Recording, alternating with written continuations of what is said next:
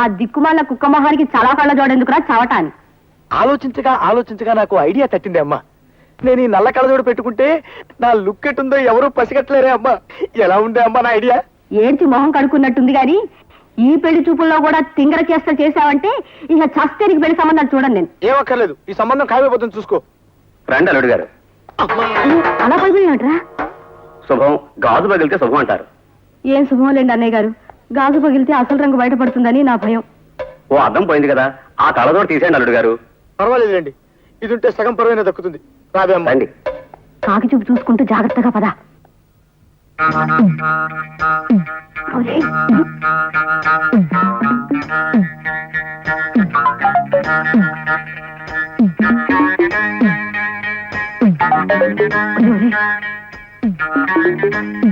అల్లుడు గారు, అమ్మాయి వచ్చింది. నాకు అనవసరం. తీసుకోండి అమ్మా. వద్దండి, మీరు తీసుకోండి.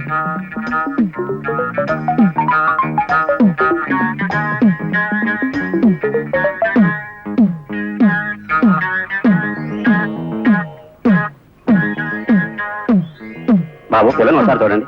అలా చూడండి, నేను పిల్ల నాకెందుకు, పాలకోవా ఉందిగా. ఇవాళ లేవులేదే, లేదు చెప్తాను. మర్యాదగా నా గడప దాటండి. పోండి.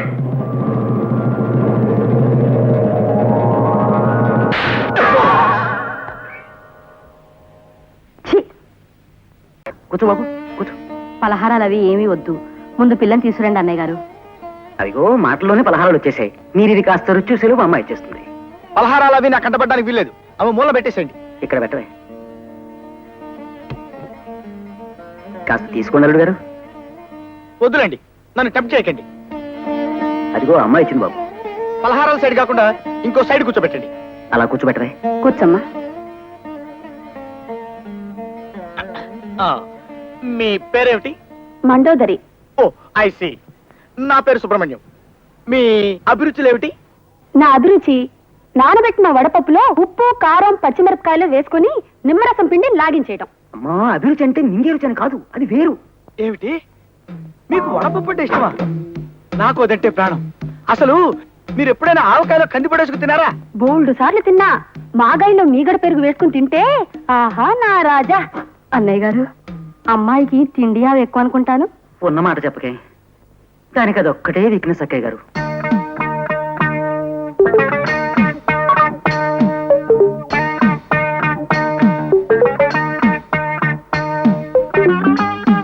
అన్నయ్య గారు, మండోదరి అంటే కప్ప పొట్ట కలది అని కదూ అర్థం? మరేనమ్మా, నీ అబ్బాయికి కుక్క చూపు ఉందని విన్నాను.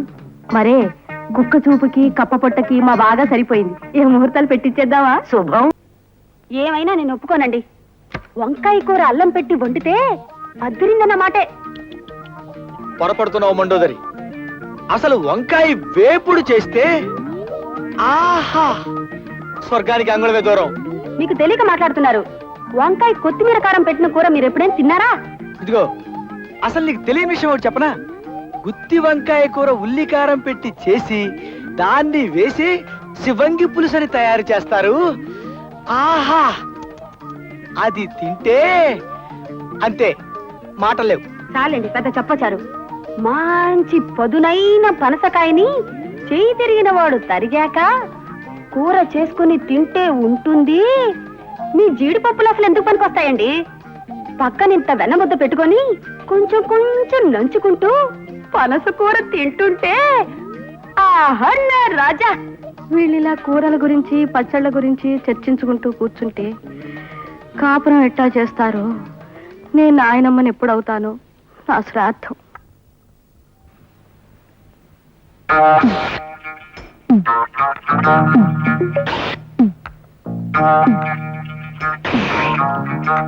ఎవర్రా ఇతను కళ్ళతో దుర్రేస్తున్నాడు? సుబ్రహ్మణ్యం అని నా పర్సనల్ అసిస్టెంట్. మంచి కూరడేలే. మంచివాడేనేమో, కొద్దిగా చేష్టలే కుక్క టైపులో ఉన్నాయి. నువ్వే తాగవయ్యా, సౌండ్ మాత్రం చేయకో.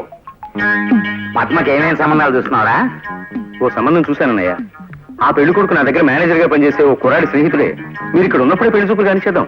ఆ పని చేయరా, అల్లుండి మేము కూడా చూసి మార్కులు వేస్తాం. ఏమాయ్ చూడు సుబ్రహ్మణ్యం, మన మేనేజర్ ఆనంద్ మోహన్ ని ఓ అరగంట ముందుగా ఆఫీస్కి రమ్మని చెప్పి మాట్లాడాలి. లెస్స బలికి తిరి పిల్లల మనసు తెలుసుకుని మసలు కొనుట పెద్దల కర్తవ్యం. అందున తమకు గుర్రపు స్వారీ వచ్చని పలికితిరి. అశ్వాన్ని అధిరోహించగల తమతో బియ్యమందుకునుట మాకెంతయో ముదావహము. తమరు కాసింత నిశివర్ణోస్నోదకము స్వీకరింతురా. నిశివర్ణ ఏమిటండి ఇది? అటువంటి మాటలు వాడి వారిని బెదరగొట్టుకున్నా. మామూలుగా మానవ భాష వాడు. ఆ నిశివర్ణోస్నోదకమును ఆంగ్లమున కాఫీ ఎందురు.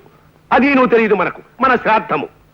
చూడండి, మనం పెళ్లి గురించి మాట్లాడుకుంటున్నాం కదా, ఇప్పుడు శ్రాద్ధాల గోలు ఎందుకులేండి. వాటిని గురించి సాయంత్రం మనం వాకింగ్ చేస్తూ మాట్లాడుకుందాం. అలాగుననే ఈ శుభ సందర్భమున నోటిని తీపి చేయుడు.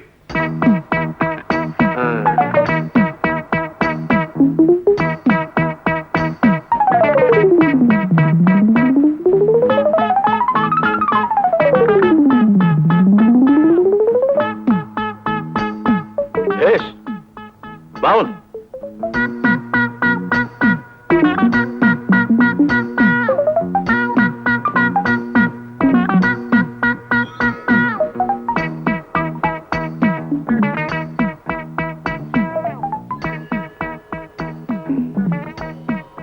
ఏమిది?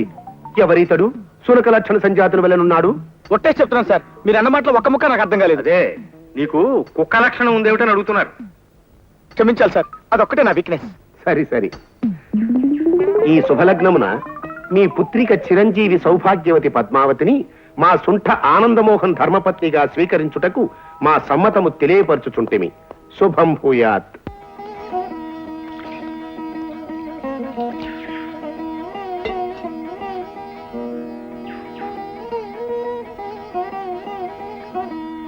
త్వరగా కానివే, నీ పాద పూజ అవతల పొలం వెళ్ళాలి. ఆ ఏడుపు ఏమిట్రా సన్నాసి? ఏమైంది ఇప్పుడు? అమ్మగారు మీకు పాద పూజ చేస్తుంటే మా ఆవిడ గుర్తొచ్చిందండి అయ్యా. అది కాదండి అయ్యా, ఇవాళ అది పోయిన రోజు. బతికునన్నాళ్ళు అది నాకు బడిత పూజ చేసిందే తప్ప ఇలా ఒక్కరోజైనా పాద పూజ చేయలేదండి అయ్యా. బడితి పూజ అంటే ఏమిటండి? నువ్వు అది కూడా చేయాలని ప్రయత్నించకో. ఇన్నేళ్లు నువ్వు సంపాదించిన పుణ్యమంతా పుచ్చి పురుగులు పట్టిపోతుంది. అన్నయ్య, అన్నయ్య, అరే, ఒక్క గంట క్రితం వచ్చుంటే బాగుండేది. ఇందాక సాతాళించిన సనకలేసి వంకాయ కూర వండాను, అదిరిందనుకోండి. ఆహా నా రాజా. అమ్మాయి! కొయ్యకుండా చెట్టుకే పండిపోయిన వంకాయ మొహం నువ్వును. తిండి గురించి మాట్లాడడానికి ఒక సమయం సందర్భం ఉండకల్లా. అరే బిస్కెట్లు ఉన్నాయే.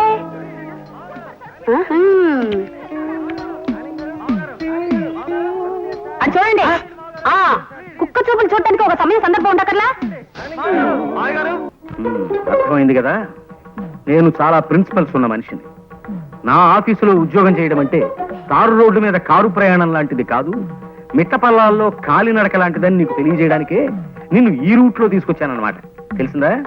తెలిసింది సార్, బాగా తెలిసింది. ఇప్పటికీ మనం 32 కిలోమీటర్లు నడిచొచ్చాం. పుట్టి బుద్ధిరిగాక నేను ఎప్పుడు ఇంత దూరం నడవలేదు సార్. నడవాలయ్యా, నడకని మించిన వ్యాయామం లేదని నమ్మే మనిషిని నేను. అసలు మనిషి జీవితమే నడక్కదయ్యా. గుయ్యాల నుంచి శ్మశానం దాకా ఉండే నడకే జీవితం, పురిటి మంచం మించి పుడకల చితి దాకా ఉండే నడకే జీవితం. ఏమంటావు? ఏమనడానికి నాలో ఓపిక మిగలేదు సార్. జస్ట్ ఊరికి అలా వింటారంతే. పద, అలా సరదాగా ఇంకో 20 కిలోమీటర్లు నడిచి వచ్చేద్దాం. ఇంకో 20? అదిగో చూసావా, నువ్వు ఇలా తూలిపోతున్నావంటే నీ శరీరం ఇంకా వ్యాయామాన్ని కోరుతోందన్నమాట. పద, దా దా, అలా నడవాలి. 10:30కి టీవీ డీలర్ల మీటింగ్ ఉంది, వెనక్కి వెళ్ళిపోదాం సార్. నిజమే, ఆ మీటింగ్ సంగతి మర్చిపోయాను నేను. చూడు ప్రసాదం, నేను చెప్పిన నియమ నిబంధనలు నీకు ఇష్టమైతే రేపే వచ్చి ఆఫీసులో చేరు. మరి ఉంటాను.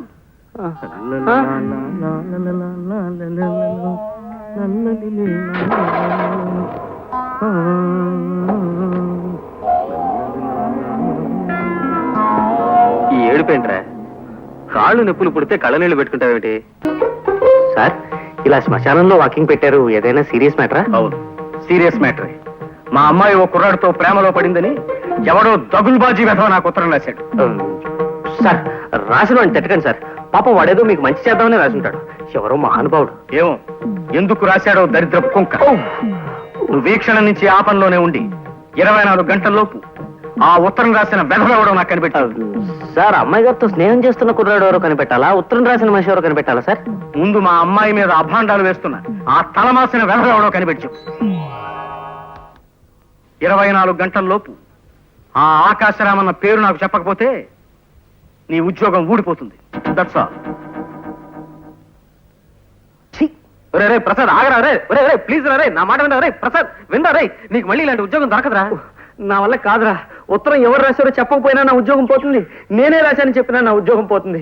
ఈ బాధ నేను భరించలేను రా. రే ఉత్తర విషయం తర్వాత మేనేజ్ చేసుకున్నావు, నీకు వేరే ఉద్యోగం దొరకదురా. ఉద్యోగం దొరకకపోతే అడుక్కుంటాను, డీసెంట్ గా బఠానీలు అమ్ముకుంటూ బతుకుతాను. నువ్వు చేసిన హెల్ప్కి చాలా థ్యాంక్స్. నిన్ను నొప్పించుంటే సారీ. ప్రసాద్ ఒకసారి చేయవతలరా. రే, రే, రే, ప్రసాద్, ప్రసాద్.